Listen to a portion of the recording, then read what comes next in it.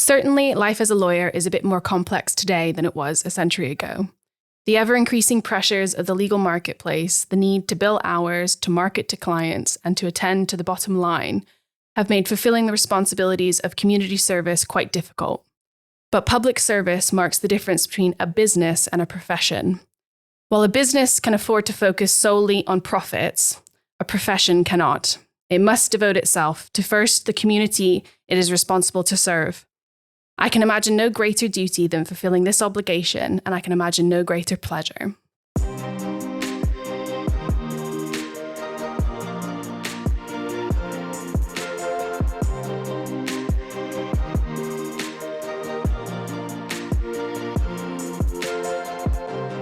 Welcome back to Family Law and More. My name is Bella Tate and I'm a pupil barrister here at Unit Chambers. That quote was by Sandra Day O'Connor, a US Supreme Court Justice from 1989 to 2006. And I think it very nicely introduces the topic of today's podcast, which is Pro Bono Week, which is between the 6th and the 10th of November. And I am joined today by two amazing people that work at Advocate, one of the charities that is supporting this podcast. We're really happy to have you guys on. So Emily, Chloe, would you guys like to introduce yourselves and tell me a little bit about what you do and your roles at Advocate? Absolutely. And firstly, thank you so much for having us. We are very happy to be here. Chloe and I work for Advocate, and Advocate's the pro bono charity of the bar. We find legal representation for people who are otherwise unable to afford it or obtain it. And I sit on the general common law team within Advocate, which means I cover commercial chancery type cases. So not strictly relevant to the podcast, but very much relevant to pro bono still. And then Chloe sits on a separate team. So I sit on the social welfare team, which deals with family law, employment law, housing, crime, and immigration. Well, thank you both for coming on. We really appreciate the work that you do. So first of all, could you highlight for everybody, for anybody that doesn't know, the importance of pro bono work? Why should we do it? What's the point? We live in a time, and have done for some while, where the need for legal representation and the amount of people that are unable to obtain it is growing significantly. And I'd say that we're in a crisis. And I would say that we probably have been for some time. I would agree with you. And particularly this year, given the cost of living crisis, those able to afford legal representation are decreasing in number at an alarmingly rapid rate. So the need for pro bono and the need for free legal assistance essentially is, I would say, vital now. So the pro bono sector is as important now as it probably has ever been before. There's been a huge decrease in the accessibility of legal aid since LASPO came in. And as difficult as that is to sort of get your head around as a legal practitioner that sees the need for people working with those that really need it, pro bono does a very good job of trying to plug a gap that is desperately needing to be plugged. And particularly in family law. So I don't know, Chloe, if you've got any sort of insights into the importance of pro bono work in family law. Yeah, so since the cuts in legal aid and the lack of funding being available for family law cases, only in certain cases where there is that element of domestic abuse, and even sometimes not even in them cases if the client earns too much and is above that threshold. If you own a house. Yeah. Because apparently you need to sell your house to be able to afford a lawyer. Exactly. Which of course no one is going to do. That's the reality is you'd rather represent yourself, I'm sure. Mm-hmm. Exactly. And that's why we're here. So litigants in person don't have to sell their house, and they can apply to us and we can try and fill that gap. And a lot of our cases at Advocate are family law cases. And, you know, we appreciate that there is a big need in family law cases and we can't help everyone. But if we can help some people who can't afford legal representation and aren't eligible for legal aid, then it's a great work that we are doing at the minute. And the barristers that are volunteering their time for free, it's great. And I would imagine, I don't know if you've had much feedback from judges in the judiciary as the importance of the barristers that are coming to do pro bono work. Do you ever get any sort of feedback from them? So we do definitely in family law cases, and we also get judges signposting litigants in person to us to say that this is an amazing charity, go to them to seek some assistance because it will be beneficial to you. I've had one of my panel members thanked in open court for her assistance on a pro bono basis with a family law case, and she did step in like last minute. It was within 48 hours of the hearing, and it was just amazing, the turnaround and the thanks that she got from the judge.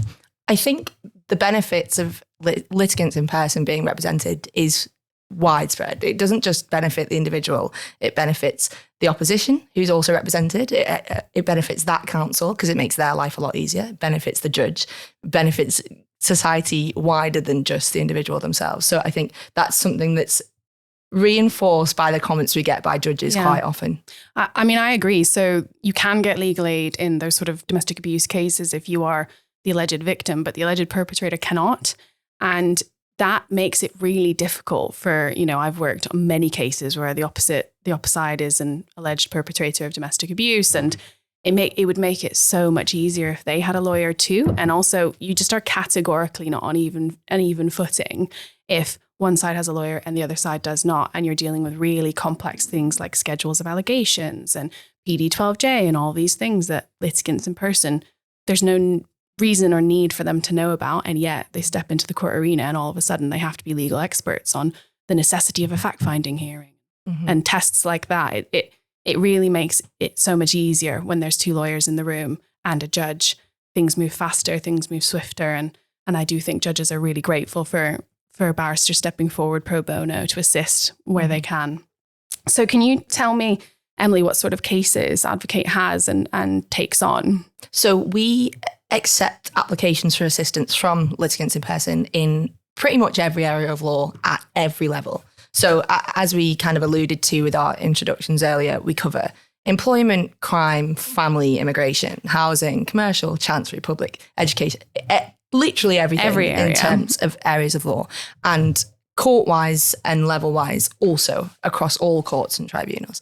So there quite literally isn't an application that we haven't seen. Well, you do get the odd one, the odd road case that comes in, but we cover everything and we see everything. And the beauty of the way that people can get involved from the bar side is that which people are requesting assistance with can range from advice at the very lowest level to kind of representation in tribunal or a 3-day hearing. And it's a wide range of assistance that's being sought across all of those areas. And can I just check, because I'm obviously signed up and I get the sort of emails that are tailored to my areas of expertise, but I'm not sure barristers know that that's something that they could sign up for, and that actually it's not just going to be you get a list of 200 cases, half of which aren't within your experience. So would you just sort of describe the sign up email process? Yeah, definitely. So when barristers sign up to be a panel member, and that's essentially the title that you receive when you sign up to take on cases with Advocate, you go through an application form that allows you to highlight your specialisms. So you select anything and everything that you would like to see cases in. And what that then does is tailor the case list that you will receive weekly. But that's not always just weekly either. So you'll decide whether or not you want to receive case lists every week, every month, bi-weekly. And you'll also determine by highlighting your specialisms what cases you'll see. And that works with our internal processes and how we process cases so they go on the right lists, essentially. And also just from my own sort of wondering, so I've looked at cases and I've looked at a case that I've seen, okay, well, it's not remote and it's not an area that I could easily get to, but that is a case that I could maybe do. Is it possible that we could reach out to you to say, if that case were remote, I could do it? Is that something that there's any flexibility in? Yeah, of course. If cases like that, if you have an interest, we can always reach out to the judge who's been listed on that case. And we find that they are very accommodating because, as we said before, it's better to have two lawyers in the room and then or have even one lawyer in the room. Yeah, or one lawyer, then a litigant in person. We find they are really flexible with listing remote hearings for us as a charity. And either your clerk could reach out to ask the question, or we can as a caseworker, or both. So you double barreling the judge and being like, great, list this remotely. Oh, that's really helpful to know, because I definitely have seen on lists. So I could do that case, but it's down in Croydon, it's not remote, but that is really helpful to know.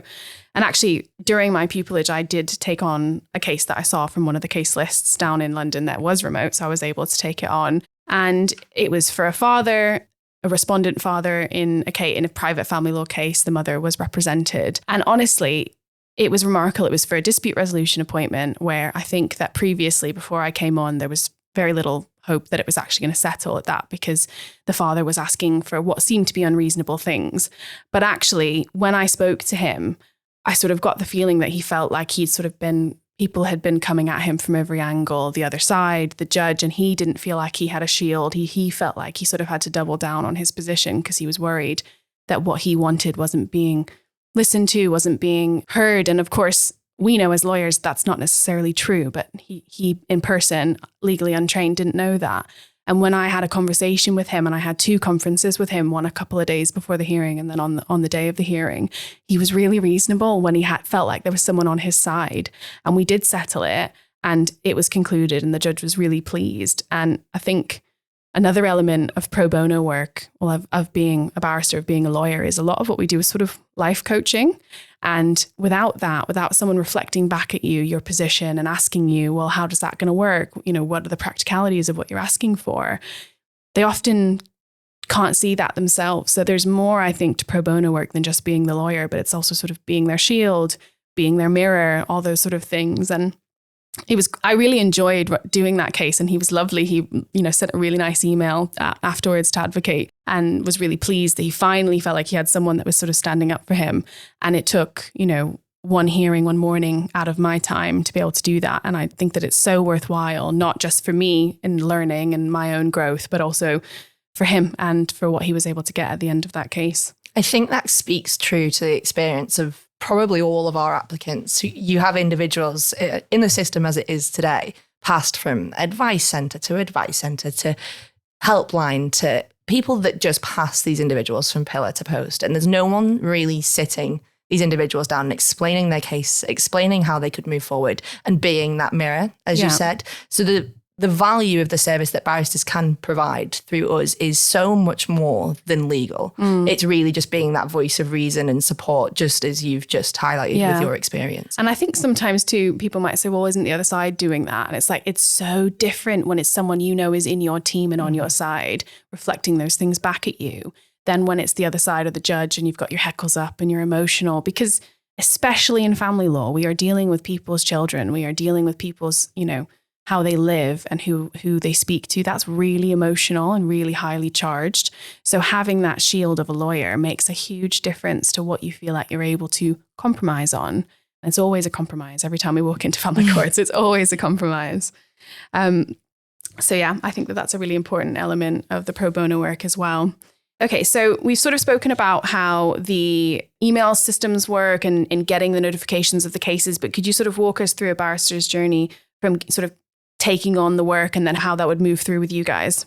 Definitely. So the beauty of how we work at Advocate, and I think this really counteracts some of people's reservations about taking on pro bono work, is that assistance is authorised on a piece-by-piece basis. And what that means, and I think what I'll do is take back to the start of the application process, just so it's properly explained for anyone listening that doesn't understand. So we'll receive an application from an individual that needs help with a specific case. That goes through a very early triage process with us internally as caseworkers. It's then assigned to a caseworker that covers that area of law. So if it was a family case, it would go to Chloe as our family lead.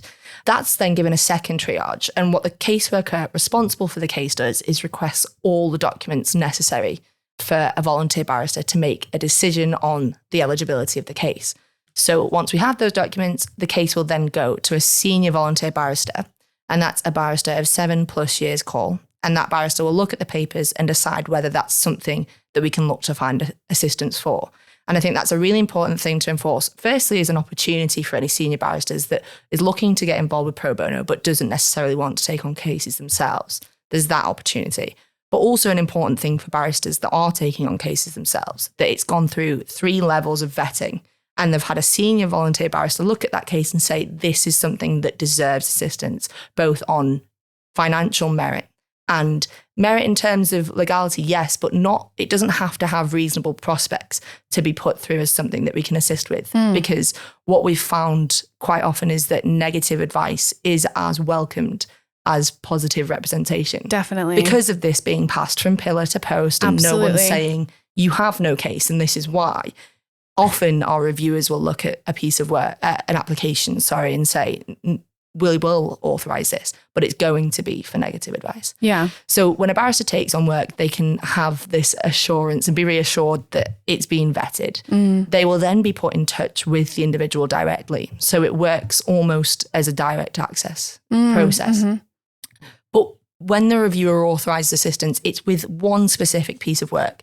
So it could be advice only, it could be a piece of drafting, it could be representation at one hearing. But the important thing that we remind the applicants of from the very start of the process, and that we inform the barristers that are taking on the work. They are not responsible for taking on the running of the entire case. So they can take on this piece of drafting or this advice, they can do it, and they can email us and say, that's my assistance complete. They return the papers and then they step away. There's the option, if they did want to do more work on the case, that's something that we can look into and we revert to the reviewers, and there are processes for that. But I think it's important to remind that you could spend 3 hours doing pro bono and then you don't have to do anything further. Yeah. So the opportunities can be short time commitments or more if you're willing to do that little bit extra. And actually, what you've just described in terms of knowing that it's going to be negative advice, what a great chance and experience for a barrister who's nervous maybe about learning how to have those difficult conversations with clients when, obviously it's important. It's an important conversation. But if you want to practice that in sort of a safer space rather than having a very high paying solicitor or something that you're worried about, just about, putting on the wrong side of, being able to practice and get that experience of giving negative advice, that's really valuable. Mm-hmm. Definitely. All right. Are there any, would you say, real life sort of transitions or experiences of barristers you see taking on pro bono work who have been able to sort of grow their own work, grow their own experience and improve as barristers because of pro bono work? Definitely. And I think I could spend a whole podcast episode talking about the benefits of taking on we'll have you back. Don't worry. Definitely. We'd love to be back. I think one thing that happens a lot, and I think this is more in the South, just because of the specialised nature of pupillage down there. What you see in pupillage more often than not is dictated by who your supervisor is or what comes through the door via the clerks and solicitors.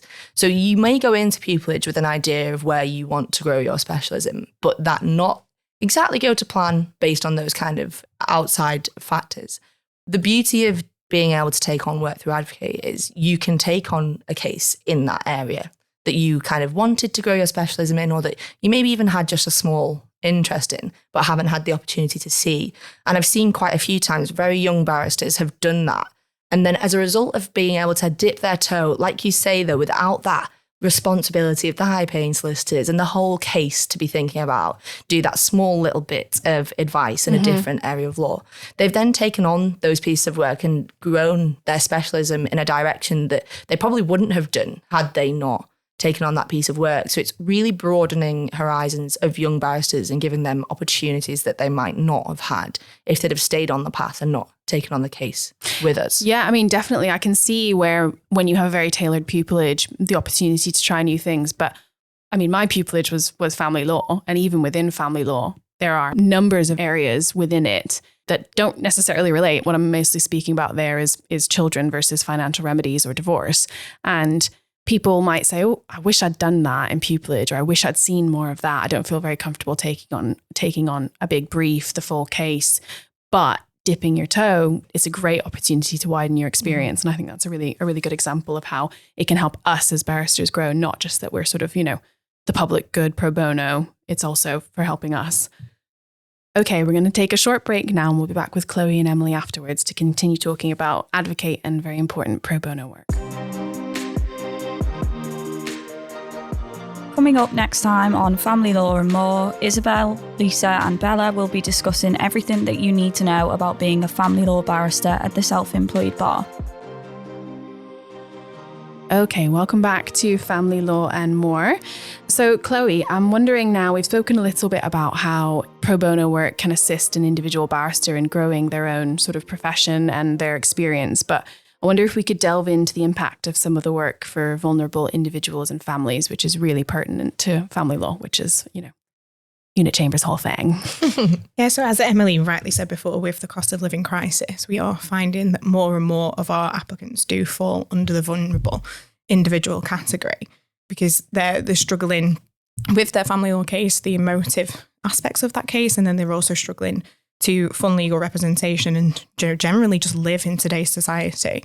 So we are experiencing a lot more applications and a lot more like vulnerabilities linked to them applications as well.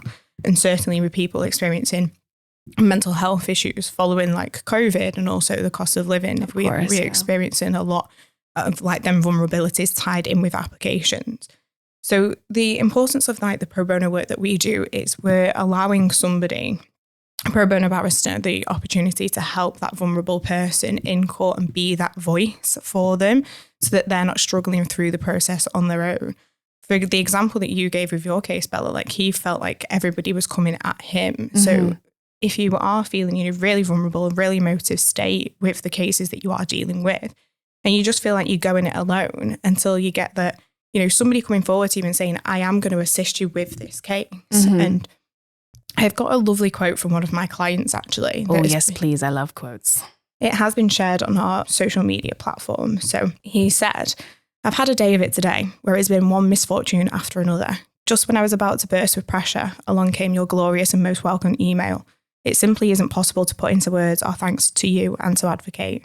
Oh. And that was after finding him assistance with a case that he'd been struggling with. And he'd been struggling on his own for at least 2 years. Mm-hmm. And you could tell he was at breaking point prior to me speaking to him. Yeah. And I sent him an email confirmation saying, I have found somebody to assist. Mm-hmm. And it was just so nice to hear how positive he was with his feedback. And again, very similar with your case. As soon as there was a lawyer involved, his case settled. Yeah. And it was that one hearing, one piece of work, and it was done. Oh, that's a really nice quote. That's lovely. Do you have any other stories, Chloe, of cases that Advocate's taken on and been able to help people? Yeah, so I have another family. It was a family child matter. And one of our panel members has been assisting with this case since 2017, and it is still ongoing now. The final hearing isn't due to take place until October this year. The applicant is the mother, and she's been fighting to have a fact-finding hearing since 2017. Oh, my goodness. And it was recently listed. And one of our panel members has been assisting throughout. She's been absolutely amazing. She deals with the client directly and she just agrees to take on every piece of work. As Emily said, though, we don't expect that of every panel member. She is just amazing. And at the recent fact-finding hearing, all facts were found against the father, all the allegations that the mother had made. And she was really, really pleased that somebody had finally taken that time to express her side to the court and to get it listed for a fact-finding hearing, and for the judge to then agree with what the accusations that she'd made and for all the findings to be made. She was ecstatic. And the woman is particularly vulnerable. She struggles with mental health and English isn't her first language either. And she was given an intermediary at first within the court system who just did not understand her needs at all. Mm-hmm. And that's when she came to Advocate. It was the judge actually that said, come to Advocate. They are an amazing charity. And our panel member took it on and just looked at it and said, this one's for me. Like, I'm just going to continue. That's great. Yeah. Honestly, she's been an absolute dream. And alongside this, there's been some family finance proceedings as well, which are now going to be listed following the child proceedings. And the panel member has agreed to assist with them as well. So the difference that this one panel member has made in this woman's life means that she's finally been listened to by the court around the allegations she's made. But the panel member is also going to assist with the family finance side of things as well. So she's going to finally be able to settle that financial dispute that she's had with her husband and possibly even get like her home back. And she's obviously sorted the family child side. So that's just amazing. That's a huge impact on somebody's life. And very often private family law goes hand in hand with financial remedies. So having an advocate that can do both of those things is really good, really important. Right. Okay. So when this podcast airs next week will be Pro Bono Week, National Pro Bono Week, 6th to the 10th of November. So can I just ask both of you, general discussion, what's the importance of raising awareness of pro bono and what's the importance of this week? I think the importance of raising awareness of pro bono centres around everything we've discussed today, the needs in access to justice and how vital pro bono is in today's society. I think awareness is there, but it's a perfect opportunity to really, really draw people's attention to not only why it's important that it's done and that people volunteer time when and when they can, but also to celebrate the amazing work that's being done by not only barristers that do work through us, by so many other charities and individuals through various schemes, because a lot more people are represented now than were. And the work that's being done is, it's free work and it's time out of schedules of people that have incredibly busy timetables. So it's an opportunity to celebrate the work being done as well as to spread awareness of the importance of that work being done. Oh, that's lovely. I love that. Yeah, celebrate everybody's hard work. And I do think that, we've spoken about the positive feedback, the quotes that come in, and at the start of my pupillage, we had a Northern Circuit day where someone came in. He was a silk actually, on behalf of Advocate, to come in and speak to us about why we should do this work and why it's important to engage in pro bono. And what he said was, even if you get a bad outcome, a pro bono client is always grateful. And you can't say that necessarily always for people that pay. So it's really interesting to see the approach. And I think celebrating is a really good idea in this week. So I would encourage, and I'm sure both Chloe and Emily would as well, everyone to get involved in the Pro Bono Week while it's happening, sort of have a look at Advocate, see if that's a route that we want to go down. And also Unit Chambers is running 2 events, one in Manchester on the 16th of November and one in Liverpool on the 9th of November. It's going to be a pro bono workshop.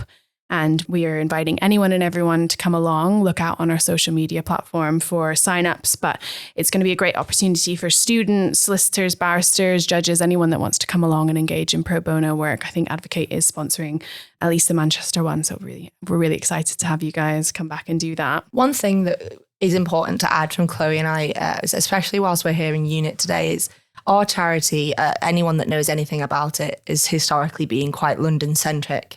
And one message that we'd like to spread, especially with working closely with Unit and sponsoring those kind of events, is we were hired as Northern Circuit caseworkers, and we are here to support the bar on the Northern Circuit, as well as around the country, of course. And it's important that these needs are met countrywide, but we are here to be this point of reference. So anyone that is interested in getting involved in the Northern Circuit, that's what we're here to do. So anyone that wants to reach out, and I think we will be in attendance at the events, both. I think one of us will be at each of them, I think. So it's a good opportunity for anyone that has any questions or wants to discuss anything for them to reach out.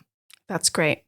So a big part of what we do at Unit Chambers is we try and show a realistic point of life. So we've talked a lot about the positives of pro bono work and how great it is for people getting involved, but also for those that we help. But I'm wondering if we might be able to also highlight some of the challenges that are faced by pro bono barristers, and if there are any solutions, what you might suggest. I don't know if you guys have any personal opinions on those things, but I think it's important to show the good and the bad of all the work we do. So I think one of the biggest challenges to pro bono work is taking it on out, like finding the time to take pro bono work on, especially if you've got a busy paid diary. And one of the great things that we can do at Advocate is, say, for example, you have a case listed for the next day and it falls out, it settles, or it changes during judicial availability. Cases are always being pulled out and changed at the last minute. You can drop, especially Emily and I, a message, especially if you're on the Northern Circuit, and we can have a look and we can try and fill that gap for you. We also have very small cases. We have small time limit cases. So it doesn't have to be a big time commitment. And we have a lot of cases that can be done on at council's earliest convenience as well. So there is no deadline available. So there are some kind of workarounds to that time.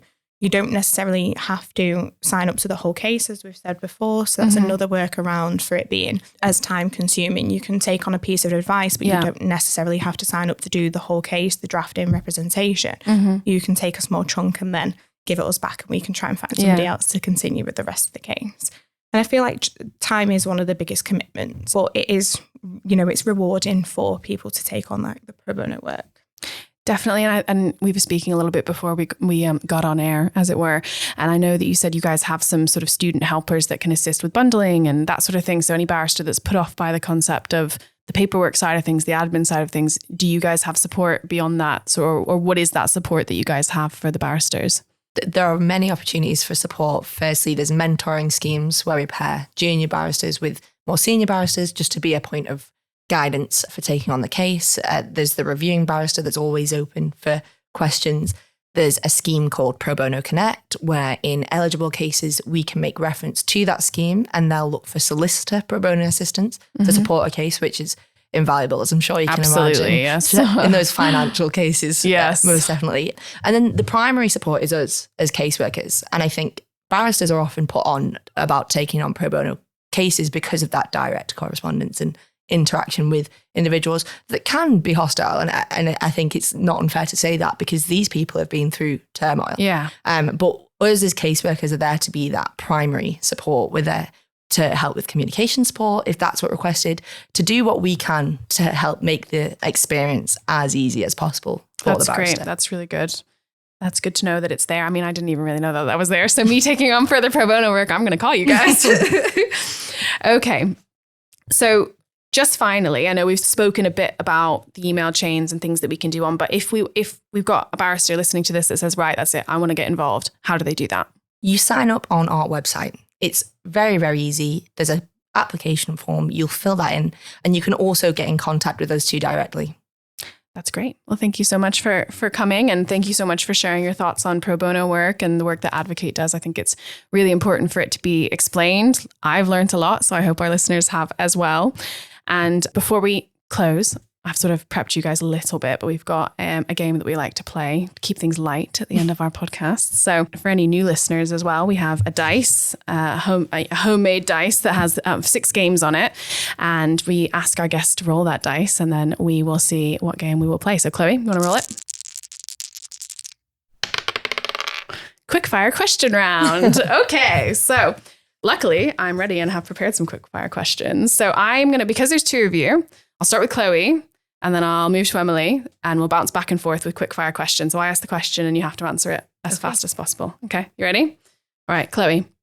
Bloody Mary or gin and tonic? Oh, gin and tonic. Sandwiches or wraps? Sandwiches. Summer or winter? Oh, winter. Who's your celebrity crush? Tom Hardy. What did you want to be when you were little? A barrister.